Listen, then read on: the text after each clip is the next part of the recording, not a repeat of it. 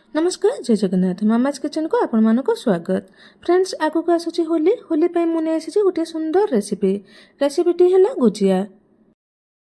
यही होली रे गुजिया प्रस्तुत करंतु निजे खांतु समस्त खुआंतु होली एंजॉय करंतु।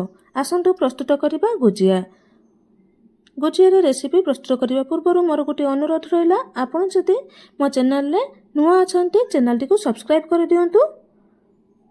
वीडियो भल लगे लाइक शेयर कर दिंतु। जो मैंने मोर वीडियो देखुंटे से मो तरफ धन्यवाद। आसंतु प्रस्तुत करवा गुजिया। गुजिया प्रस्तुत करने मुझे 2 कप मैदा नहीं जाइए। आपण हिसाब से आपण कम बेसी करें परिमाण। वर्तमान मैदारे स्वाद हिसाब से लुण देदेबा, खास्ता ऑयल देदेबा, रिफाइन ऑयल दबा। रिफाइन ऑयल दे भल भाव मैदा को गोले नबा। अल्प अल्प कर रिफाइन ऑयल दबा दे मैदा को गोले नबा। देखंतु मु जोपरी मैदा को गोले नौछि ऑयल दे सही परी गोले नेबे अल्प अल्प ऑयल दे। मुठी 2 कप मैदा रे हाफ कप रु टिके कम हेबो ऑयल देछि। ओजन रे हेबो 400 ग्राम मैदा रे 50 ml हेबो ऑयल देछि। ऑयल दे सारिबा परे भल भाबरे मैदा को मिसे नेछि।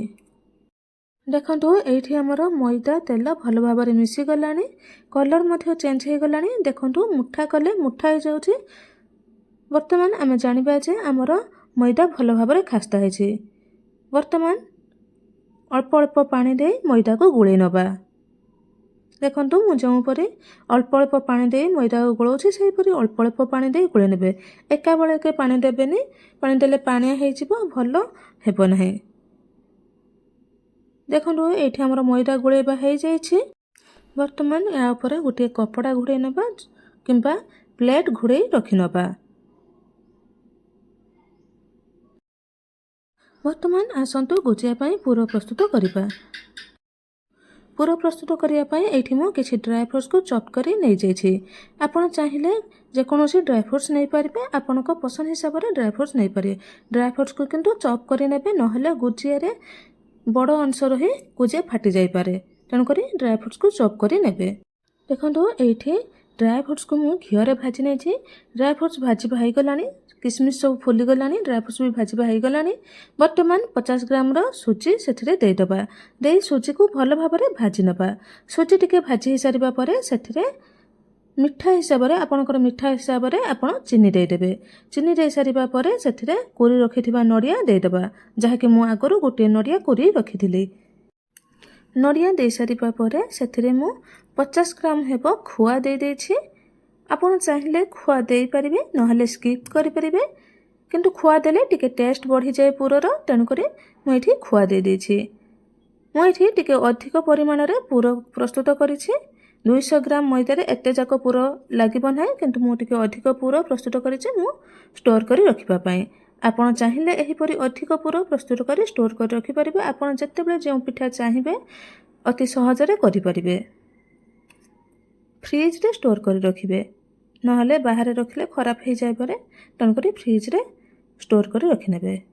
कथा हबा समय मध्यरे मु एठरे कार्डमम पाउडर आउ ब्लैक पेपर पाउडर मिसे देथिली। मिसे सारिबा परे आमर गुजियार पूरा प्रस्तुत हो जाइए। याको गोटे साइड रे रखी दबा। वर्तमान गुजियार चकटा को देखि नबा। गुजियार चकटा भल भाव में आउ टिके दली दबा। दली रुटी गोला परे गोला करि नबा। आपण चाहिले पूरी परी छोट छोट करी आपण करि परिबे। मु किंतु एठी रुटी परी गोला करी रुटी परी बेली गोटे धार थिबा कैप किंबा टाटिया रे आपण काटि परिबे। मु सही परी करिछि, गोटे टाटिया रे काटि नेछि।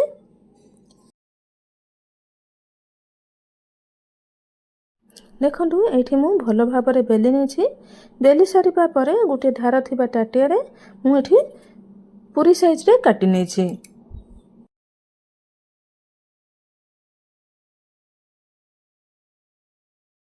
एठी हमर गोटे रुटी रो 4टी पूरी साइज रो गुजिया बाहर जाइछि। बा गुजिया नै गुजिया प्रस्तुत करिया पई पूरी बाहर जाइछि।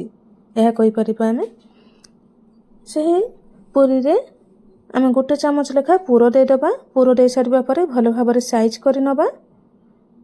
साइज कर सारिबा परे से गुजिया बा पूरी रे सेथिरे ପାଣି ଲଗାଇ ନେବା। ପାଣି ଲଗାଇ ମୁହଁକୁ ବନ୍ଦ କରିବା। ପାଣି ଲଗାଇ ନିହାତି ମୁହଁକୁ ବନ୍ଦ କରିବେ, ନହେଲେ ଗୁଜିଆର ମୁହଁ ଖୋଲିଯିବ। ଖାଲି ଯଦି ସିମ୍ପଲ୍ ଆମେ ସେହିପରି ଚାପି ଦେବା ତାହେଲେ ଗୁଜିଆର ମୁହଁ ଛାଣିବା ବେଳେ ଖୋଲି ଯାଇପାରେ। ତେଣୁକରି ପାଣି ଲଗାଇ ଆପଣ ଗୁଜିଆର ମୁହଁକୁ ବନ୍ଦ କରିବେ। ଏଠି ଆମର ସବୁ ଗୁଜିଆର ମୁହଁ ବନ୍ଦ ହୋଇଯାଇଛି।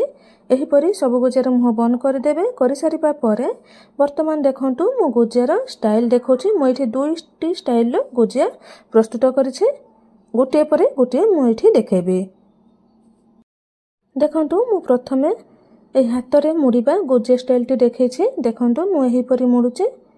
ଆପଣ କହିପାରିବେ ଏହିପରି ବି ମୋମୋ ପ୍ରସ୍ତୁତ କରନ୍ତି। ତେଣୁକରି ମୁଁ ଏହିପରି ଗୁଜିଆ ପ୍ରସ୍ତୁତ କରିଛି। ଆପଣ ଏହିପରି ମୁଡ଼ିବେ। ପ୍ରଥମେ ଟିକେ ଟାଣି ନେବେ, ଟାଣି ତାପରେ ମୁଡ଼ି ଦେଇ ଜଏଣ୍ଟ କରିନେବେ। ଏହିପରି କରିବେ। ଦେଖନ୍ତୁ ମୁଁ ଯେଉଁପରି କରୁଛି ଭଲ ଭାବରେ ଲକ୍ଷ୍ୟ ଦିଅନ୍ତୁ। ଏହିପରି ଗୁଜିଆ ପ୍ରସ୍ତୁତ କରିବେ। ପାଖରୁ ଦେଖାଉଛି, ଦେଖନ୍ତୁ କେତେ ବଢ଼ିଆ ଦେଖାଯାଉଛି ମୁଡ଼ି ସାରିବା ପରେ। ଦେଖନ୍ତୁ ଏଇଠି ଆମର ଗୋଟିଏ ଷ୍ଟାଇଲ୍ର 4ଟି ଗୁଜିଆ ହୋଇଯାଇଛି। ବର୍ତ୍ତମାନ ମୁଁ ଆଉ ଗୋଟିଏ ଷ୍ଟାଇଲ୍ର ଗୁଜିଆ ଦେଖାଇବି। ସେମ୍ ପ୍ରୋସେସ୍ରେ ଆପଣ କରିନେବେ। ସେମ୍ ପ୍ରୋସେସ୍ରେ ପୁର ପୂରେଇ ନେବେ। କରିସାରିବା ପରେ ଦେଖନ୍ତୁ ମୁଁ କେଉଁପରି କରୁଛି। ଏଇଠି ଆମର 3ଟି ପୁରୀ ସାଇଜ୍ରେ ବାହାରି ଯାଇଛି। ବର୍ତ୍ତମାନ ସେଥିରେ ପୁର ପୂରେଇ ନେଇଛି। ପୁର ପୂରେଇ ସାରିବା ପରେ ଦେଖନ୍ତୁ ମୁଁ କେଉଁପରି ଚାପି ନେଉଛି। ଚାପି ସାରିବା ପରେ ଦେଖି ନିଅନ୍ତୁ କେଉଁ ଷ୍ଟାଇଲ୍ରେ କରୁଛି। ଦେଖନ୍ତୁ ଏଠି ମୁଁ 3ଟି ଯାକ ଗୁଜିଆ ପୁର ଦେଇ ଚାପି ନେଇ ସାରିଛି। ଚାପି ନେଇ ସାରିବା ପରେ ଗୋଟିଏ ସ୍ପଞ୍ଜ ସାହାଯ୍ୟରେ ଦେଖନ୍ତୁ କେଉଁପରି ମୁଁ ଦାଗ ଦେଉଛି। ସେହିପରି ଆପଣ ଦାଗ ଦେଇଦେବେ। ଦାଗ ଦେଇ ସାରିବା ପରେ ସ୍ପଞ୍ଜର ପଛ ଭାଗରେ ମୁଁ ଯେଉଁପରି କରୁଛି ସେହିପରି ଆପଣ କରିନେବେ। ଦେଖନ୍ତୁ କେତେ ବଢ଼ିଆ ସେ ହେଇଛି। ଆଉ ଗୋଟିଏ ମୁଁ ପାଖରୁ ଜୁମ୍ କରି ଦେଖାଇ ଦେଉଛି କିପରି ହେଉଛି। ଏହିପରି ଦାଗ ଦେଇ ସାରିବା ପରେ ପଛ ଭାଗରେ ଆପଣ ଭିତରକୁ ଟିକେ ପୂରେଇ ନେବେ। ସେ ଫୁଲର ପାଖୁଡ଼ା ପରି ହେଇଯିବ। ଏଠି ଦେଖନ୍ତୁ ମୋତେ ପାଖୁଡ଼ାଟି ଟିକେ ବଡ଼ ଲାଗିଲା, ତେଣୁକରି ମୁଁ ଏଠି ମଝିରୁ ଆଉ ଟିକେ ଭାଗ କରି ନେଉଛି। ଭାଗ କରିସାରିବା ପରେ ଦେଖନ୍ତୁ କେତେ ବଢ଼ିଆ ଦେଖାଯାଉଛି। ବିଲକୁଲ ଫୁଲର ପାଖୁଡ଼ା ପରି ଦେଖାଯାଉଛି।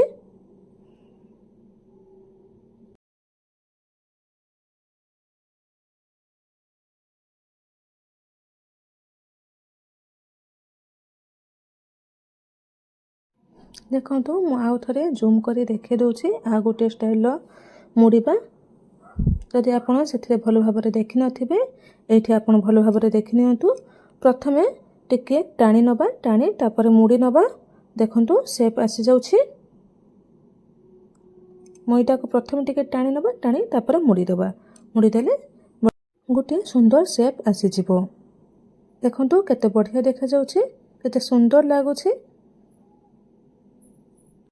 ବର୍ତ୍ତମାନ ଆମର 2ଟି ସେପ୍ର ଗୁଜିଆ ପ୍ରସ୍ତୁତ ହୋଇଗଲା। ଦେଖନ୍ତୁ କେତେ ବଢ଼ିଆ ଦେଖାଯାଉଛି। ବର୍ତ୍ତମାନ ୟାକୁ ଆମେ ଛାଣିବା। ଛାଣିବା ବେଳେ ଧ୍ୟାନ ଦେବେ ତେଲକୁ ବା ଅଏଲ୍କୁ ମିଡ଼ିୟମ୍ରେ ରଖିବେ, ଜମା ବି ହାଇ ଫ୍ଲେମ୍ରେ ରଖିବେନି। ଦେଖନ୍ତୁ ମୁଁ କେଉଁପରି କରୁଛି।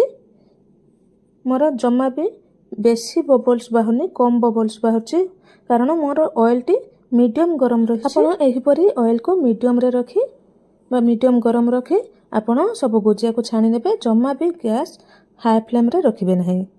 ବର୍ତ୍ତମାନ ଦେଖନ୍ତୁ ଗୋଟିଏ ସାଇଡ଼୍ ହୋଇସାରିବା ପରେ ଟିକେ ନଉଟାଇ ନେବା। ନଉଟାଇବା ଦ୍ୱାରା ଆମର 2 ସାଇଡ଼୍ ଯାକ ଭଲ ଭାବରେ ହେଇଯିବ। ତେଣୁକରି ମଝିରେ ମଝିରେ ଟିକେ ଟିକେ ନଉଟାଇ ନେଉଥିବେ। ଏଠି ଆମର ବ୍ରାଉନ୍ କଲର୍ ହେଇଯାଇଛି ଗୁଜିଆ। ବର୍ତ୍ତମାନ ଗୁଜିଆକୁ ସବୁ ବାହାର କରି ଆଣିବା। ଗୁଜିଆକୁ ଫ୍ରାଏ କରିବା ପାଇଁ 8ରୁ 10 ମିନିଟ୍ ଟାଇମ୍ ଲାଗିବ। ଟିକେ ଟାଇମ୍ ଦେଇ ଆପଣ ଗୁଜିଆକୁ ଫ୍ରାଏ କରିନେବେ। ଜମା ବି ହାଇ ଫ୍ଲେମ୍ କରି ଗୁଜିଆକୁ ଛାଣିବେ ନାହିଁ। ହାଇ ଫ୍ଲେମ୍ କରିବା ଦ୍ୱାରା ଗୁଜିଆ ଉପରୁ କଲର୍ ପଡ଼ିଯିବ, କିନ୍ତୁ ବ୍ରାଉନ୍ କଲର୍ ହେଇଯିବ, କିନ୍ତୁ ଭିତରୁ ହେବ ନାହିଁ, ଯାହାଦ୍ୱାରା କ୍ରିସ୍ପି ହେବ ନାହିଁ। ଏଠି ମୁଁ ଆଉ ଗୋଟିଏ ଥର ଗୁଜିଆ ପକାଇ ନେଉଛି, ଯାହାକି ଫୁଲବାଲା ପ୍ରସ୍ତୁତ କରିଥିଲି। ଆପଣ ଧ୍ୟାନ ଦେଇ ପକାଇବେ। କଢ଼େଇରେ ଆପଣଙ୍କର ଯେତିକି ଧରିବ ସେତିକି ସେହି ହିସାବରେ ପକାଇବେ। ବେଶୀ ପକାଇଲେ ଆପଣ ଯେଉଁ ସାଇଜ୍ଟି କରିଥିବେ ବା ଫୁଲ ପାଖୁଡ଼ା କରିଥିବେ ସେ ବଙ୍କା ହୋଇଯାଇପାରେ କିମ୍ବା ଭାଙ୍ଗି ଯାଇପାରେ। ତେଣୁ ଆପଣଙ୍କୁ ଗୁଜିଆ ଖାଇବା ପାଇଁ ଭଲ ଲାଗେ କି ନାହିଁ ଆଉ ଗୁଜିଆର କେଉଁ ସେପ୍ଟି ଆପଣଙ୍କୁ ଭଲ ଲାଗିଲା କମେଣ୍ଟରେ ଜଣାଇବେ। ଦେଖନ୍ତୁ ଏଇଠି ଆମର ଗୁଜିଆ ଭଲ ଭାବରେ ହେଇଗଲାଣି। ବର୍ତ୍ତମାନ ଗୁଜିଆକୁ ଆମେ ବାହାର କରିନେବା। ଦେଖନ୍ତୁ କେତେ ବଢ଼ିଆ ଦେଖାଯାଉଛି। ବର୍ତ୍ତମାନ ଆମର ପ୍ରସ୍ତୁତ ହେଇଗଲା ଗୁଜିଆ। ଗୁଜିଆ ଆପଣଙ୍କୁ ଖାଇବା ପାଇଁ ଭଲ ଲାଗେ କି ନାହିଁ କମେଣ୍ଟରେ ଜଣାଇବେ। ଆପଣଙ୍କୁ କେଉଁ ସେପ୍ଟି ପସନ୍ଦ ଆସିଲା ତାହା ବି କମେଣ୍ଟରେ ଜଣାଇବେ। ଗୁଜିଆ ରେସିପିଟି ଭଲ ଲାଗିଥିଲେ ଲାଇକ୍ ସେୟାର ସବସ୍କ୍ରାଇବ୍ କରିବେ। ଏହି ହୋଲିରେ ଗୁଜିଆ ପ୍ରସ୍ତୁତ କରନ୍ତୁ, ନିଜେ ଖାଆନ୍ତୁ, ସମସ୍ତଙ୍କୁ ଖୁଆନ୍ତୁ, ହୋଲି ଏନ୍ଜୟ କରନ୍ତୁ। ମୋ ତରଫରୁ ଆପଣମାନଙ୍କୁ ଆଡଭାନ୍ସ ହ୍ୟାପି ହୋଲି। ହୋଲିରେ ଢେର ସାରା ଅଭିନନ୍ଦନ ରହୁଛି। ଧନ୍ୟବାଦ। ଜୟ ଜଗନ୍ନାଥ। ପୁଣି ଥରେ ଦେଖା ହେବ ଆଉ ଏକ ଭିଡ଼ିଓରେ। Till then bye bye.